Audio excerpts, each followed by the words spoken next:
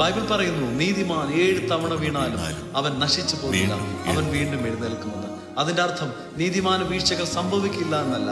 വീഴ്ചകൾ ഒരു പക്ഷേ ഉണ്ടായേക്കാം, ഒന്നല്ല നിരവധി തവണ പല സാഹചര്യങ്ങളിൽ പല അനുഭവങ്ങളിൽ വീണു പോയേക്കാം. പക്ഷെ നിലംപരിചയാകുവാൻ, നശിച്ചു പോകുവാൻ ദൈവം അനുവദിക്കുക.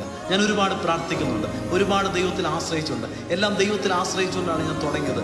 എന്നിട്ടും എന്തുകൊണ്ട് ഈ പരാജയം കാണുന്നു, എന്തുകൊണ്ടും ഈ വീഴ്ച ഉണ്ടായിട്ടുണ്ട് എൻ്റെ ജീവിതത്തിലെന്ന് ഒരു പക്ഷെ നിങ്ങൾ ചോദിച്ചേക്കാം. പക്ഷെ ഒരു കാര്യം പറയട്ടെ, നീതിമാനാണെങ്കിൽ വീഴ്ചകൾ ഉണ്ടായിക്കൊണ്ടേയിരിക്കും. പക്ഷെ ഓരോ വീഴ്ചയിലും തകർന്നു പോകാതെ താങ്ങുന്ന ഒരു തമ്പുരാന്റെ കരങ്ങൾ കാണും.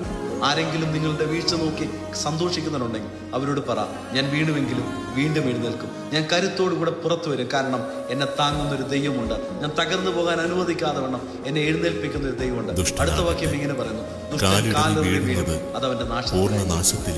നമ്മുടെ വീഴ്ചകളിലും തകരാതെ വണ്ണം നമ്മെ താങ്ങുന്ന ആ ദൈവത്തിന്